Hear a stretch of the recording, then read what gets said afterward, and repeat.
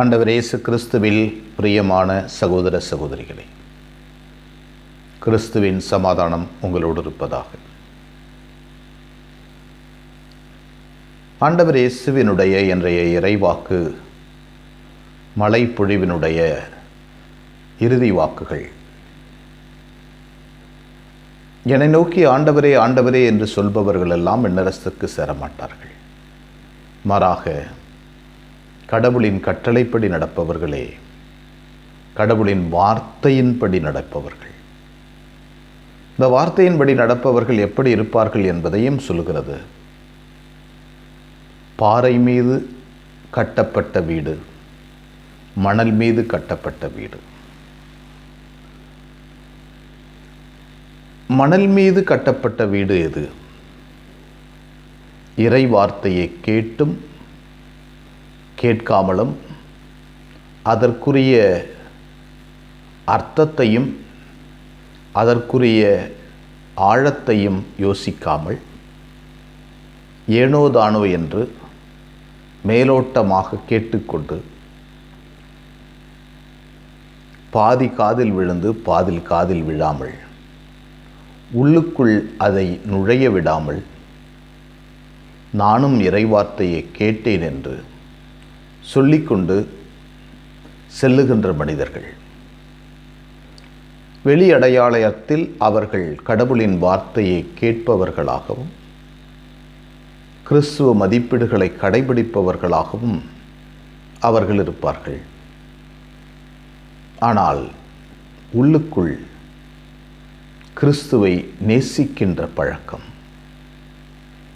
கிறிஸ்துவை நம்பி வாழுகின்ற ஒரு பழக்கம், கிறிஸ்துவினுடைய பராமரிப்பை ஆழமாக எதிர்பார்க்கின்ற ஒரு பழக்கம். இந்த பழக்கம் எல்லாம் இல்லாமல் இருக்கின்ற மனிதர்களாக வாழ்வார்கள். இவர்களுக்கு வாழ்க்கையில் பல்வேறு சிக்கல்களோ துன்பங்களோ கடுமையான தோல்விகளோ வரும்போது துவண்டு போய் உடைந்து போகிறார்கள். இயேசுவை நம்பி வாழுகின்ற மனிதர்கள் பாறை மீது தன் வீட்டை கட்டிய மனிதனுக்கு ஒப்பாவார். மழை பெய்கிறது, ஆறு பெருக்கெடுத்து ஓடுகிறது, கடல் அதனுடைய ஆறுனுடைய அலை அது மேல் மோதுகிறது. என்ன நடந்தாலும் அது ஒன்றும் ஆவதில்லை. ஏனென்றால் வீடு மணல் மீது அல்ல, பாறை மீது இருக்கிறது. பாறை என்ற மதிப்பீடுகளில் நிற்கிறது, பாறை என்ற கிறிஸ்துவில் நிற்கிறது.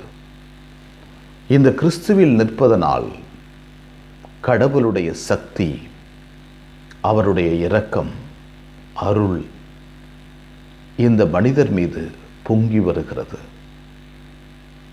இந்த மனிதர் மீது பொங்கி வருவதனால் அதை பயன்படுத்துகின்ற மனிதன் பாறை மீது தன் வாழ்க்கையை கட்டிய மனிதனைப் போல இருப்பான். கிறிஸ்துவை தன்னுடைய வாழ்க்கையில் நிரம்ப சுவைக்கின்ற மனிதன், உள்ளுக்குள் ஆசுவாசமாய் நேசிக்கின்ற மனிதன், தன்னுடைய வாழ்க்கையில் நடைபெறுகின்ற எல்லா விஷயங்களும் கடவுளுடைய அருளாலும் பராமரிப்பினாலுமே நடைபெறுகிறது என்று தீர்க்கமாய் உணர்கின்ற மனிதன். இப்படிப்பட்ட மனிதன் பாறை மீது கட்டப்பட்ட வீட்டை கொண்டவன். கிறிஸ்துவின் பிள்ளைகளாய் வாழ அழைக்கப்பட்ட நாம் ஒவ்வொரு நாளும் பாறை மீது நம் வீட்டை கட்ட தயாரிப்போம். நம் மனத்தை, நம் உள்ளத்தை, நம் வாழ்வை பாறை மீது கட்டப்படுகின்ற வீடாக உருவாக்குகின்ற போது அது பலமாக இருக்கும். எங்களை வழிநடத்துகின்ற ஆண்டவரை எம்மை போற்றுகிறோம். அற்புதமான நாளுக்காக நன்றி சொல்கிறோம்.